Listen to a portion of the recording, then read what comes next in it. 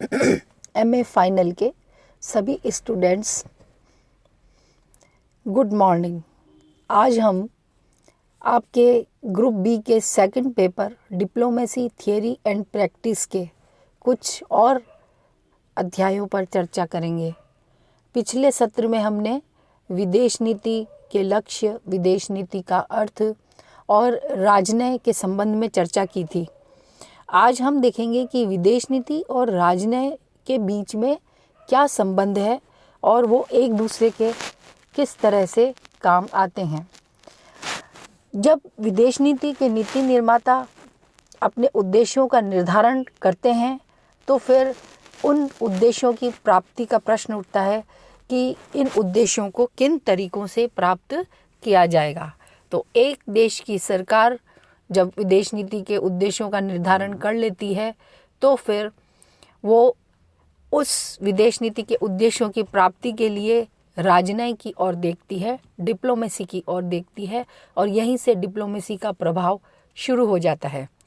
विदेश नीति के क्षेत्र में जो भी राज्य कुछ करना चाहते हैं तो उनकी जो सक्रियता होती है वो राजनय पर निर्भर करती है।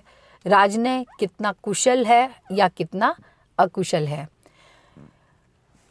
एक राज्य 4 विकल्पों के आधार पर कार्य करता है: राजनीतिक या राजनय, आर्थिक और मनोवैज्ञानिक और सैनिक। इन 4 विकल्पों में से जो सबसे प्रमुख विकल्प है वो है राजनय अथवा राजनयिक विकल्प। हालांकि समय और परिस्थिति के अनुसार राज्य अन्य विकल्पों को भी अपनाते हैं, आर्थिक, मनोवैज्ञानिक और सैनिक विकल्पों को भी, लेकिन सबसे पहला जो विकल्प होता है वो राजनय के माध्यम से ही होता है और राजनय का मार्ग जो है वो विदेश नीति के लक्ष्यों को पूरा करने का सबसे पहला माध्यम बनता है।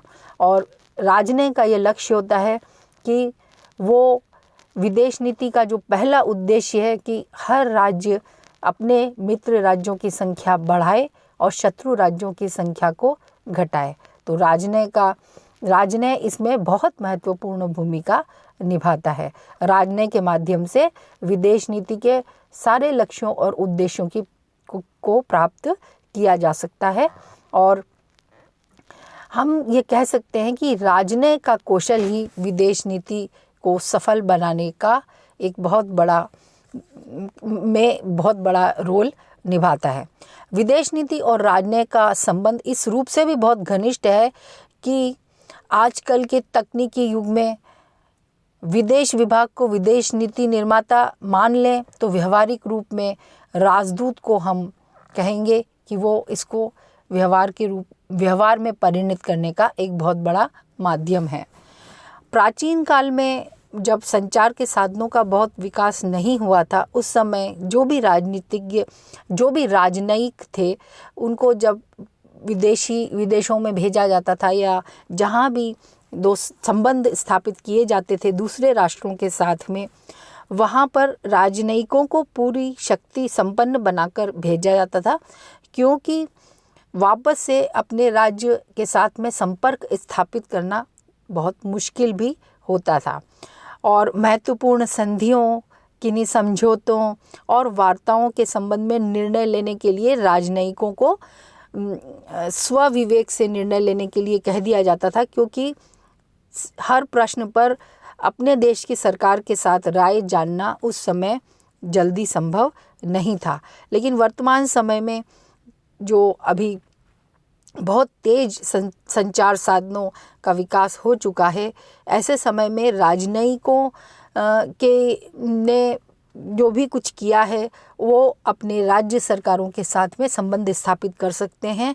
यही नहीं, वे बहुत जल्दी ही अपनी राज्य सरकारों के मंतव्य को जान सकते हैं और उसके अनुसार आचरण कर सकते हैं। तो इस दृष्टि से भी राजनय का बहुत महत्वपूर्ण योगदान हो जाता है कि वो किस तरह से अन्य राज्यों के साथ संपर्क स्थापित करते हैं और अन्य राज्यों के साथ संबंध और संपर्कों की और विभिन्न सूचनाओं को किस प्रकार से अपने राज्य के पास में, अपने गृह प्रदेश के पास में किस तरह से पहुंचाते हैं। लेकिन इस तरह से हम कह सकते हैं कि विदेश नीति और राजनय एक दूसरे के पूरक हैं और इनका बहुत घनिष्ठता से इनका संबंध है। लेकिन घनिष्ठता का मतलब ये नहीं है कि राजनय और विदेश नीति एक दूसरे के पर्याय हैं। इनके स्थान पे ये कहना ज़्यादा अच्छा रहेगा कि विदेश नीति और राजनीति में चोली दामन का साथ है, अर्थात वो एक दूसरे के पूरक हैं। डॉक्टर MP रॉय ने भी लिखा है कि राजनय स्वयं में विदेश नीति नहीं है। वास्तव में राजनय किसी भी देश की विदेश नीति को क्रियान्वित करने वाला माध्यम है, क्रियान्वित करने की प्रक्रिया है और विदेश नीति के लक्ष्यों को प्राप्त करने का साधन है। और वे ये भी मानते हैं कि राजनय और विदेश नीति के बीच में रेखा खींचना बहुत मुश्किल है। हम एकदम इनको बहुत अलग नहीं कर सकते हैं, क्योंकि राजनय और विदेश नीति एक दूसरे की सहायता के बगैर नहीं चल सकते हैं और इन्हीं राजनय और विदेश नीति के संबंधों के माध्यम से अंतर्राष्ट्रीय राजनीति की प्रक्रिया चलती रहती है। और इसलिए ये कह सकते हैं कि विदेश नीति और राजनय एक ही सिक्के के दो पहलू हैं। सर विक्टर वेलेजली ने भी लिखा है कि राजनय और विदेश नीति एक दूसरे के पूरक हैं, क्योंकि एक के सहयोग के बगैर दूसरा नहीं चल सकता है, दूसरा अपना कार्य नहीं चल सकता है। और ये दोनों मिलकर ही एक प्रशासनिक नीति का निर्माण करते हैं, या हम कहें कि एक व्यू रचना करते हैं, और राजनय अपनी चतुराई से उस व्यू रचना को क्रियान्वित करने की कोशिश करता है। पेडलफोर्ड और लिंकन ने भी लिखा है कि राजनय और विदेश नीति अन्योन्याश्रित हैं, इंटरडिपेंडेंट हैं, और इन दोनों के बीच में स्पष्ट भेद करना उतना ही असंभव है जितना कि नीति और कर्तव्यों में भेद करना असंभव है। अंतर्राष्ट्रीय राजनीति के प्रसिद्ध व्याख्याकार मार्गेंथो का भी यही मानना है कि आज विदेश मंत्री, प्रधानमंत्री, राष्ट्रपति सभी राजनय का या डिप्लोमेसी का बहुत उपयोग कर रहे हैं, और राजनय या डिप्लोमेसी और फॉरेन पॉलिसी, राजदूत और विदेश मंत्री, इनके बीच में जो भेद है वो कम होता जा रहा है। तो मार्गेंथो ने लिखा है कि विदेश मंत्रालय के साथ में राजनयिक अपने देश की विदेश नीति को निर्धारित करता है। जिस प्रकार विदेश मंत्रालय विदेश नीति का तंत्रिका केंद्र है, उसी प्रकार राजनयिक प्रतिनिधि उसके दूरस्थ सूत्र हैं, और जो कि उसको केंद्र और बाह्य जगत दोनों ओर से यातायात बनाए रखते हैं, आवागमन बनाए रखते हैं। विदेश मंत्री और राजनीतिज्ञ कई बार एक भी हो सकते हैं, क्योंकि विदेश मंत्रियों, प्रतिनिधियों, राजदूतों आदि को समय समय पर विदेश मंत्रियों को प्रतिनिधियों, राजदूतों आदि की तरह ही समय समय पर समझौते और वार्ताएं करनी होती हैं, और आवश्यकता पड़ने पर विदेश मंत्री अंतर्राष्ट्रीय सम्मेलनों में, शिखर वार्ताओं में भाग भी लेते हैं। तो इसलिए कई बार विदेश मंत्री भी राजनयिक का कार्य करते हैं। डॉक्टर हेनरी किसिंगर का उदाहरण हम ले सकते हैं। अमेरिका के विदेश सचिव थे और वो बहुत सफल राजदूत थे। उन्होंने बहुत अपने समय में अमेरिका की विदेश नीति को बहुत चरम पे पहुंचाने का कार्य किया था और उल्लेखनीय योगदान दिया था।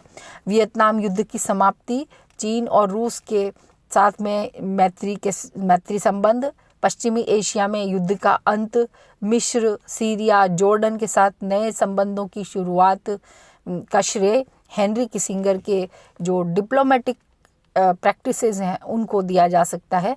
और तो इसलिए हम कह सकते हैं कि वो विदेश सचिव भी थे और राजनयिक भी थे, और उन्होंने इन दोनों भूमिकाओं को बड़े ही कुशलतापूर्वक संपन्न किया था। हॉलैंड जैसे देश में तो विदेश विभाग के किसी सदस्य को या जिसने किसी राजदूत के रूप में किसी देश में काम किया है उसको विदेश मंत्री बना दिया जाता है, ताकि वो अपने कार्य में बहुत ही सफल हो, क्योंकि उसके अनुभव का फ़ायदा लिया जाता है। तो इसलिए हम कह सकते हैं कि विदेश नीति राष्ट्रीय हित के संवर्धन हेतु नीतियों का निर्धारण करती है, निर्माण करती है। वहीं पर राजनय जो है, डिप्लोमेसी है, वो उस विदेश नीति और राष्ट्रीय हित को व्याख्यायित करती है और जैसा समय, जैसी परिस्थिति होती है, देश काल और वातावरण के अनुसार उस विदेश नीति को संचालित करने के लिए उसको कार्य रूप में परिणित करने का कार्य राजनय का होता है। लेकिन विदेश नीति और राजनय एक दूसरे से बहुत जुड़े हुए हैं, पूरक हैं, और लेकिन फिर भी राजनय और विदेश नीति में अंतर पाया जाता है। सबसे बड़ा अंतर तो यही है कि विदेश नीति और राजनय एक दूसरे से जुड़े होने के बावजूद राजदूत विदेश नीति के निर्माण में प्रत्यक्ष रूप से योगदान नहीं देते हैं। विदेश नीति के लक्ष्यों को प्राप्ति में उनका योगदान होता है, तो ये अप्रत्यक्ष रूप से सहायक होते हैं, लेकिन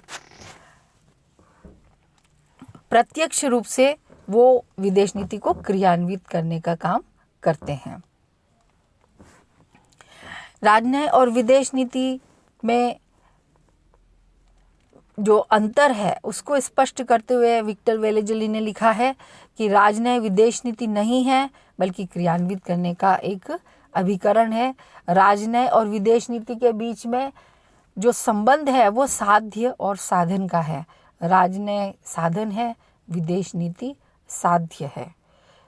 J.R. जो चाइल्ड्स हैं उन्होंने भी लिखा है कि विदेश नीति अंतर्राष्ट्रीय संबंधों का मूल तत्व है, जबकि राजनय एक प्रक्रिया है जिसके माध्यम से विदेश नीति को संचालित किया जाता है। राज्य और सरकार। विदेश नीति के जो मूल प्रश्न या जिन मूल प्रश्नों के संबंध में नीति तैयार करती है वो एक उच्च स्तरीय मंडल के द्वारा किया जाता है और उसमें महत्वपूर्ण राजनय जो होते हैं, राजदूत होते हैं, उनके अनुभवों का, उनकी राय का भी बहुत महत्वपूर्ण योगदान होता है। राजनय के द्वारा विदेश नीति को क्रियान्वित करने के लिए एक तरह से एक सेवी वर्ग यंत्र के रूप में कार्य किया जाता है। विदेश नीति तो वैदेशिक संबंधों की आत्मा है और राजनय उसकी प्रक्रिया है। हैरल्ड निकलसन ने भी विदेश नीति और राजनय के संबंध में अंतर स्पष्ट किया है और उन्होंने कहा है कि राजनय और विदेश नीति दोनों राष्ट्रीय और अंतर्राष्ट्रीय हितों में सामंजस्य स्थापित करने का प्रयास करते हैं, लेकिन विदेश नीति राष्ट्रीय आवश्यकताओं की सामान्य धारणा पर आधारित होती है, जबकि राजनय कोई लक्ष्य न होकर एक साधन है। ये एक उद्देश्य नहीं होकर ये एक तरीका है। डिप्लोमेसी अपनी बुद्धि, अपनी विवेक, समझौते और हितों के एक दूसरे के साथ में विनिमय के द्वारा दो संप्रभु राज्यों या संप्रभु राज्यों के बीच में जो संघर्ष हैं उन पर रोक लगाने का कार्य करती है। राजनय एक ऐसे अभिकरण के रूप में कार्य करता है जिसके माध्यम से विदेश नीति युद्ध और संघर्षों को रोक सकती है और शांति के माध्यम से अपने उद्देश्यों को प्राप्त कर सकती है। हैरल्ड निकलसन ने भी कहा है कि राजनय को केवल शांतिकालीन उपाय कहा जा सकता है जिसके असफल होने पर युद्ध छिड़ जाता है, क्योंकि युद्ध होने पर राजनयिक संबंध अक्सर समाप्त हो जाते हैं। पामर और पर्किंसन ने भी युद्ध काल में राजनय के समाप्त होने के संबंध में ये कहा है कि राजनय समाप्त हो जाता है लेकिन वो एक अलग रूप में कार्य करता है। यानी उनका मानना ये है कि राजनय समाप्त नहीं होता बल्कि दूसरे तरीके से कार्य करता है। विदेश नीति की तरह राजनय का उद्देश्य भी यही होता है कि वो शांतिपूर्ण साधनों से अपने देश की रक्षा करे, लेकिन अगर युद्ध अनिवार्य बन जाए या सैनिक कार्रवाई अनिवार्य बन जाए तो राजनय फिर उसमें भी अपना योगदान देता है। लेकिन राजनय के कार्य जो हैं वो युद्ध काल में थोड़े अलग हो जाते हैं। यदि एक राज्य अन्य राज्यों के साथ अपने संबंधों में सफलता प्राप्त करना चाहता है तो इसलिए उस राज्य का जो राजनय है, राजनयिक संगठन है, उसका बुद्धिमत्तापूर्ण होना बहुत ही जरूरी है। तो एक अच्छी विदेश नीति और उसको क्रियान्वित करने के लिए अच्छा राजनयिक संगठन एक देश की विदेश नीति के लक्ष्यों को प्राप्त करने का बहुत अच्छा माध्यम माने जाते हैं। विदेश नीति और राजनय एक दूसरे के पूरक हैं, तो एक दूसरे के इसमें थोड़ा सा अंतर भी है। विदेश नीति प्रकृति से सत्ता की सूचक है, जबकि राजनय क्रियाविधि है। सत्ता की सूचक से तात्पर्य यह है कि विदेश नीति जो भी नीति है वो तैयार जो होती है, और जो सरकार होती है देश की वो विदेश नीति को तैयार करती है। तो जो सत्ता में होता है वो उसी तरह की विदेश नीति तैयार होती है। जब विदेश नीति तैयार हो जाती है तो राजनय उसको क्रियान्वित करने का कार्य करता है। तो विदेश नीति विदेशों के साथ में संबंधों का सार है, जबकि डिप्लोमेसी एक प्रोसेस है, एक प्रक्रिया है जिसके माध्यम से विदेश नीति को क्रियान्वित किया जा सकता है।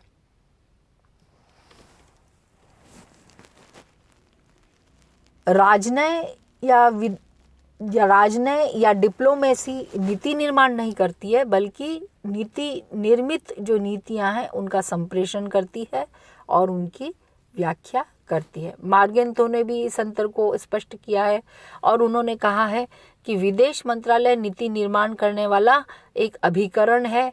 विदेश नीति का मस्तिष्क है विदेश मंत्रालय, जहां बाह्य संसार से अनुभव एकत्रित किए जाते हैं, फिर उनका मूल्यांकन किया जाता है। जहां विदेश नीति निर्धारित होती है और उससे संबंधित जो भी कार्य होते हैं वो किया जाता है, और राजनयिक प्रतिनिधि वास्तविकता को क्रियान्वित करते हैं, परिवर्तित करते हैं। विदेश नीति एक तरह से नीति होती है और उसको वास्तविक रूप में क्रियान्वित करने का काम राजनयिक प्रतिनिधि का होता है। इसलिए विदेश मंत्रालय देश का मस्तिष्क है और राजनयिक प्रतिनिधि इसकी आंखें, कान, मुख, उंगलियां और एक प्रकार से भ्रमणशील अवतार है। तो ये मार्गेंथो ने बहुत ही अच्छी तरह से स्पष्ट किया है कि विदेश नीति का निर्माण मस्तिष्क के माध्यम से होता है और राजनयिक प्रतिनिधि जैसा मस्तिष्क आदेश देता है उसी अनुसार आँख, कान, मुख, अंगुलियां जिस प्रकार व्यवहार करते हैं, राजनयिक प्रतिनिधि भी अपनी विदेश नीति को क्रियान्वित करने के लिए ऐसा ही व्यवहार करते हैं। साथ ही विदेश संबंधों या दूसरे राज्यों के बारे में आँख, कान, मुख, उंगलियों के रूप में वो अपने राज्य को सूचनाएं भी प्रदान करते हैं। Keep learning, keep growing.